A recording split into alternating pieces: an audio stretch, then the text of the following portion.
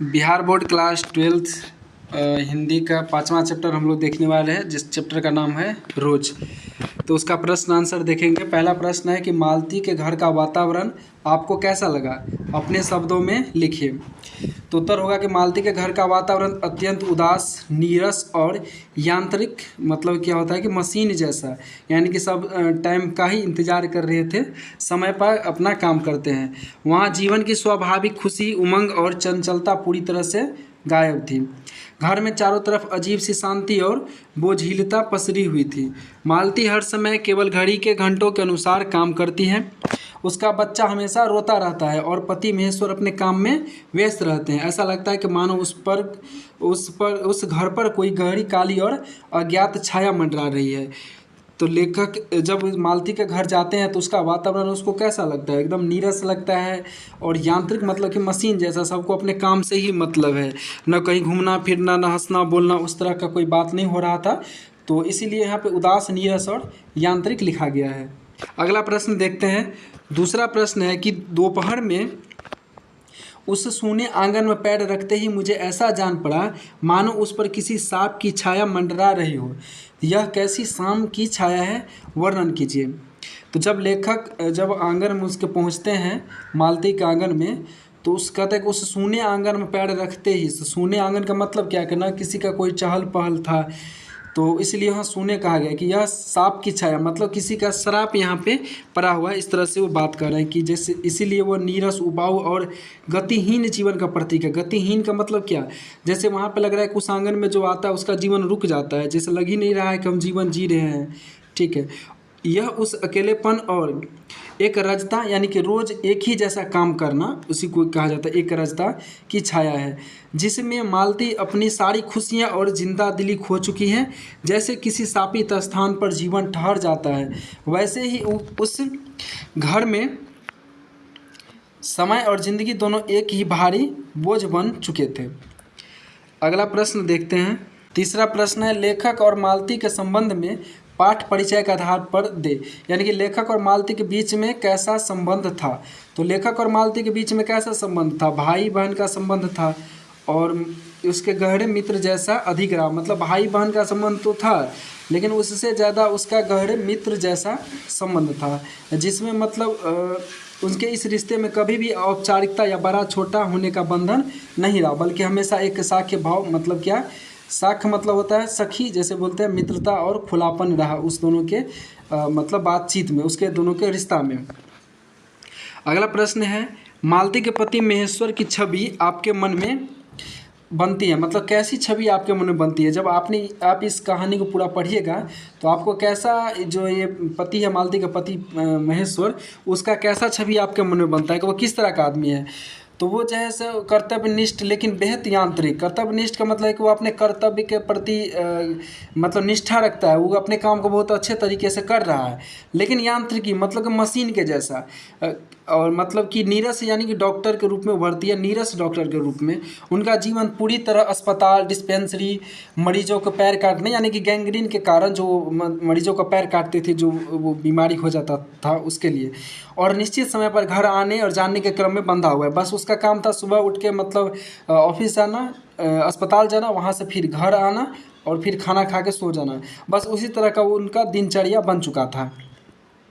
तो उपस्थिति का अर्थ क्या होगा कि मतलब कि महेश्वर की उपस्थिति कहानी में मध्यम वर्गीय कामकाजी पुरुषों के नीरस और ढर्रे पर चलने वाले जीवन को दर्शाती है, जिससे घर का माहौल अधिक क्या हो जाता है, बोझिल हो जाता है। कि बीच बीच में कहीं घूमने फिरने भी जाना चाहिए, अपने घर परिवार में हमेशा हंसते बोलते रहना चाहिए, इस तरह से पेश आना चाहिए। लेकिन यहाँ पे सिर्फ सबको अपने काम से मतलब था, काम करते थे, फिर सोते थे, फिर सुबह कल काम पे जाना है।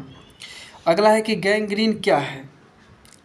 तो गैंग्रीन क्या है, गैंग्रीन एक बीमारी है जो कहाँ पे होता है, यह एक अत्यधिक खतरनाक और जानलेवा बीमारी है जो आमतौर पर पहाड़ी रास्तों पर चलने के दौरान पैरों में कांटा चुभने से होता है। अब ऐसा नहीं कि किसी को कांटा चुभ गया तो तुरंत यह बीमारी हो ही जाएगा। अगर समय पर उस कांटे को नहीं निकालता है तो उसके पैर में वो जो कांटा चुभा रहता है तो वो धीरे धीरे एक जख्म बन जाता है, जो मतलब जो आगे चल के धीरे धीरे क्या करता है, वो अपना जहर शरीर के सभी अंगों तक पहुंचाना शुरू कर देता है और धीरे धीरे जिस जगह पे कांटा चुभा रहता है वो जगह, उसका पैर में अगर कांटा चुभा है तो वो धीरे धीरे सड़ना शुरू कर देता है। तो उसी के लिए डॉक्टर को उसका जान बचाने के लिए उसके पैर को काटना पड़ता है। अगला प्रश्न है कि यह कहानी से उन वाक्यों को चुनिए जिनमें रोज शब्द का प्रयोग किया है। तो इस पूरे कहानी में जहाँ जहाँ रोज शब्द का प्रयोग हुआ है वो लिखने के लिए कर रहा है। तो इस कहानी में रोज शब्द का प्रयोग मालती के जीवन के एक रास्ता को दिखाने के लिए हुआ है। तो पहला है कि यह तो रोज ही होता है। तो कब कहता है? जब बच्चा बिस्तर से गिर जाता है तो मालती कहती है कि यह तो रोज ही होता रहता है, मतलब ये रोज ही पलंग से गिरते रहता है। अगला है कि यही हमारा रोज का जीवन है। कौन कहती है? मालती कहती है। अगला है कि यहाँ तो रोज ही ऐसे मरीज आते हैं। तो कौन कहता है? महेश्वर कहता है। किसको कहता है? लेखक को। और किसके बारे में? गैंग्रीन जो बीमारी है उससे संबंधित जो मरीज आता है ना, तो उसके बारे में कहता है कि यहाँ तो रोज ही ऐसे मरीज आते रहते हैं। अगला प्रश्न है कि आशय स्पष्ट कीजिए कि मुझे ऐसा लग रहा है कि इस घर पर जो छाया घिरी हुई है वह अज्ञात रहकर भी मानो मुझे भी वश में कर रही है, मैं भी वैसा ही नीरस निर्जीव हो रहा हूँ। जब लेखक मालती से बात करते रहते हैं तो जब जितना ही लेखक पूछते हैं वो उतना ही बोलती है, उससे आगे वो कुछ भी मतलब बात नहीं करती है। तो धीरे धीरे लेखक को भी लगता है कि इस घर पे जो छाया मतलब सांप का जो छाया पड़ा है, हम भी उसी तरह से तो नहीं होते जा रहे, मतलब हम भी उसके मतलब वश में तो नहीं हो रहे हैं कि ना हम भी बोल पा रहे हैं ना खुल के हंस पा रहे हैं। तो इस पंक्ति का आशा यह होगा कि मालती घर में फैली उदासी और अकेलापन इतना गहरा है कि वहाँ आने वाले मेहमान यानी कि जो लेखक है उनके बारे में बात हो रहा है कि वह भी वहाँ उस पर भी उनका असर क्या होने लगा।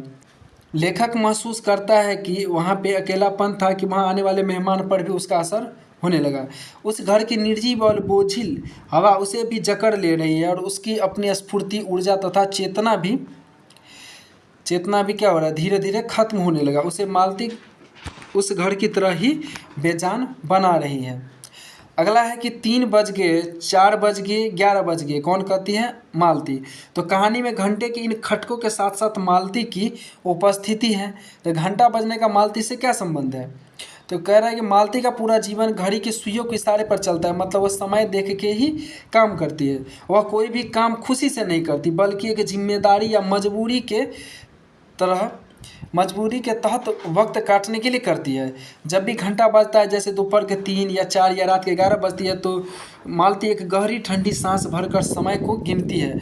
उसे तसल्ली होती है कि दिन का एक और हिस्सा किसी तरह बीत गया, मतलब वह समय को क्या कर रही है? बिता रही है। वह समय को खुशी से मतलब खुशी से नहीं बिता रही है, उसको मतलब इंजॉय नहीं कर रही है, उसको झेल रही है उस समय को, वो अपने जीवन को। मैंने देखा पवन में चीड़ के वृक्ष गर्मी से सूख कर मटमैले हुए चीड़ के वृक्ष धीरे धीरे गा रहे हो।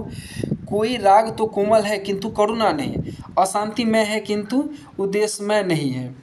तो अब इस उद्देश्यमय नहीं है, तो इसका अंश मतलब इसका अर्थ क्या होगा कि इस अंश का अभिप्राय प्रकृति और मालती के अंतर मन की स्थिति में समानता दिखाता है कि गर्मी के कारण जो चीड़ के जो वृक्ष होते हैं ना, वो सूख गिरते हैं और हवा चलने पर आवाज़ करते रहते हैं। तो वह किसी अशांत संगीत की तरह लगती है, मतलब उसका वो जो आवाज़ करता है पत्ता, वो अच्छा नहीं लगता है सुनने में। तो ठीक इसी तरह जो मालती का जीवन भी है ना, वो अंदर से पूरी तरह क्या हो चुका है कि सूख चुका है। एक गहरी अशांति और छटपटाहट तो है, लेकिन अब वह इतनी थक चुकी है कि वह सब कुछ चुपचाप सहने की आदी हो चुकी है। इसके बाद जो अगला प्रश्न है वो यहाँ पे लिखा हुआ है, आप लोग इसे अच्छे से पढ़ लीजिएगा। और इसका जो PDF अगर आप चाहते हैं, अगर इसका PDF डाउनलोड करना चाहते हैं तो आप कमेंट बॉक्स में ज़रूर लिखिएगा। वैसे आप डिस्क्रिप्शन में जाइएगा तो आपको व्हाट्सएप चैनल का लिंक मिल जाएगा, तो वहाँ से जाकर व्हाट्सएप चैनल ज्वाइन कर लीजिए, वहाँ पे आपको इस वीडियो का PDF मिल जाएगा।